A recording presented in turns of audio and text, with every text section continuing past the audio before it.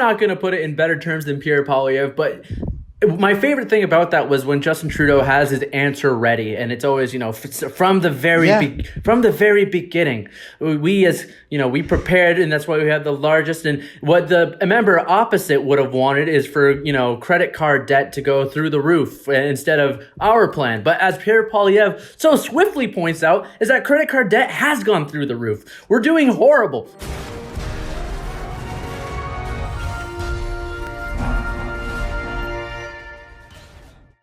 Yeah, dude, I'm ready. Hello, dear viewers, and welcome back to another week of This Week in Canada. My name's Roberto Wakefield Cruz. Joining me, as always, is Nico Johnson. Nico, say hello. Hey guys, how are we doing? It's been another exciting week. And because of that, we have a very exciting episode. We're going to make it a bit smaller in terms of time, but we're going to focus on two quite irritating topics. Isn't that right, Bobby? Basically, yeah. I think it's actually 3 irritating topics, but Nico can't count. Let's get a Nico is wrong graphic on the screen right here.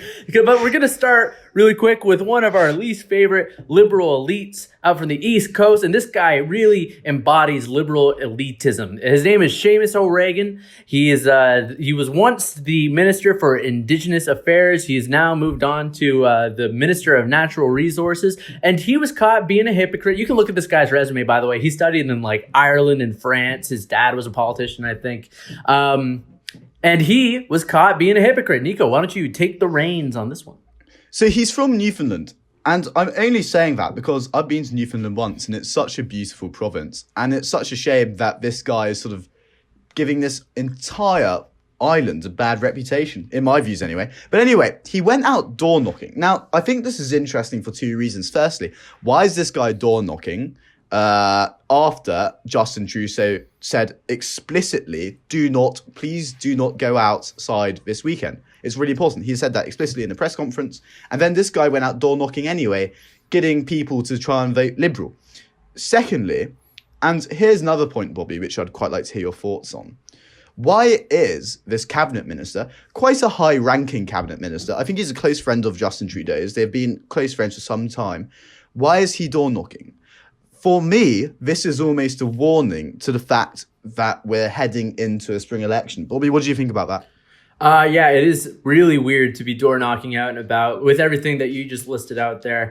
It does kind of reek of election in the air. And it's especially weird, like you said, that it was during the stay-at-home order a plea from Justin Trudeau that really, I don't know how many people are listening to, but it's especially egregious when someone who's touting that message goes out in our faces, posts on social media all these photos of him going and knocking on people's door. I can't think of anything that would spread a virus faster than going up to people's homes and telling them all about how great your party is. But here's one of the things that, sorry, if I could just add really quickly, plow on. A little detail that I really liked and enjoyed was he got called out really quickly on Twitter about this. Everyone was saying, hey, Seamus, what are you doing? You liberal elite snob, hypocrite.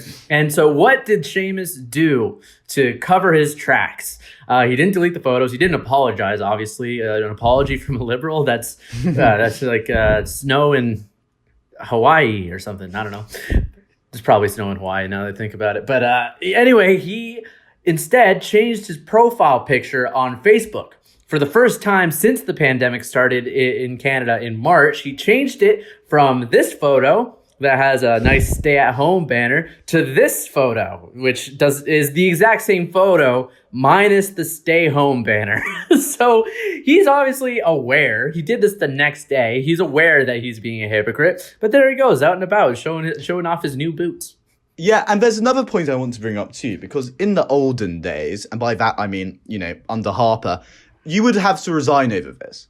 This is a breach, quite frankly, of cabinet confidentiality. It's a breach of the sort of the entire system, the parliamentary system and the executive system that we are supposed to have in Westminster-style democracies. And that's because Seamus O'Regan purposely went out, obviously purposely, and broke a command of the Prime Minister's. Now, the fact that he hasn't apologised or even really admitted it or blushed or, accepted responsibility for what he did, would be 10 years ago a resigning matter. But because Justin Trudeau has basically totally blown scandals out of the water, what would have been a scandal 10 years ago simply is no longer news because it happens every other week. And I mean, I don't really know the purpose of this other than just to say that it's a bit of a pity. Well, it's a pity that people like Seamus O'Regan. It's a bit of a shame, you could say, a bit of a Seamus that this guy's even in the cabinet, you know? Yeah. That was so bad. Cut that out, James. No, that was great. You made some great points there. No, but I think no, we're not cutting any of this out. So, but I think you did touch on something that's true.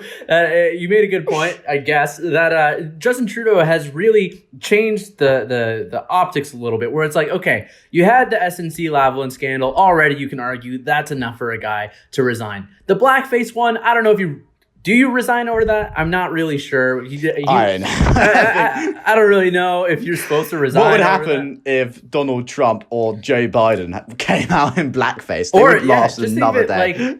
Could you imagine if Andrew Scheer was out in a party when he was 30 doing like Chinese face? Please God, let those faces. Please God, let that picture exist. That would be so funny. And then you have what was the third one there? Of course, the We Charity scandal. So you have all these things that two of them he didn't even apologize for, didn't even really acknowledge to happen, didn't admit any wrongdoing. So it feels like if the Canadian public is going to let the Prime Minister get away with everything, then you can have some Joe Schmo, Seamus O'Regan, who has been an elite. He worked at the CBC. He's educated abroad. He's untouchable, basically. It seems like, and just as proof of this, he didn't even have to acknowledge it. He just did it in our faces, posted photos of it, and no one even seems to really care. So I don't. What the hell? What the hell?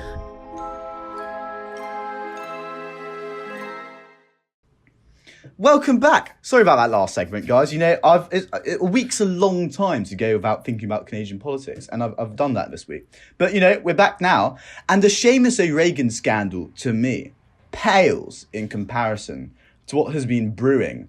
And, on the topic of scandals, it seems to me that the Liberal Party has one major screw-up every single year. There was the Aga Khan stuff in the first year, then we had SNC-Lavalin, then, of course, we had blackface, and then finally we ended up recently with the We Charity scandal. But I think when history looks back upon Justin Trudeau, what is going to define his mandate simply as the crisis he had to manage, the biggest crisis he had to manage, is the coronavirus pandemic. And as Bobby will tell you in a few short seconds, he has totally screwed it up. Isn't that right, Bobby? Yeah, it's been a total fumble, kind of like your last segment. But it's been one of the worst things, probably the worst thing of his entire tenure as prime minister. And which is saying something, isn't it? It's crazy because it's measurable. Like, this is the first thing that we really have that you can quantify. You do blackface. I mean, yeah, that's really bad. But then he apologizes, and all of a sudden nobody cares. It's kind of too fluid. It's like an idea. Whereas there's numbers. There's figures that you can put up, and the figures are really bad. As our good friend Pierre Poilievre he told in the House of Commons in Parliament yesterday. He slams Trudeau. Slams Trudeau. Let's roll the clip of Pierre Poilievre choke slamming Justin Trudeau. Or Carlton. Well, the Prime Minister's plan to phase out the energy sector and move away from manufacturing is looking worse than ever. These naturally physically distanced goods-producing sectors would have thrived even throughout the pandemic. But now, as a result of their absence, we have higher unemployment here in Canada than the US, the UK, Germany, Japan, the G7 average, the European Union, even though all those jurisdictions are struggling with COVID as well. Why is it that workers abroad get paychecks while Canadians just get credit card debts? The Right Honourable Prime Minister.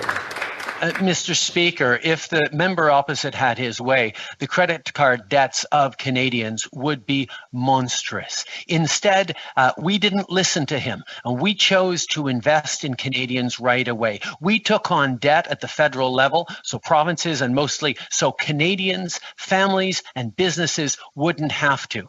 We invested to help Canadians through this pandemic with record amounts of supports for families, for seniors, for workers.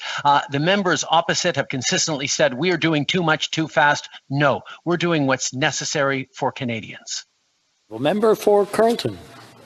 Well, I hate to break it to the Prime Minister, but Canadians' credit card debts are monstrous. Under this Prime Minister, household debt, for the first time ever, exceeded the size of our entire GDP.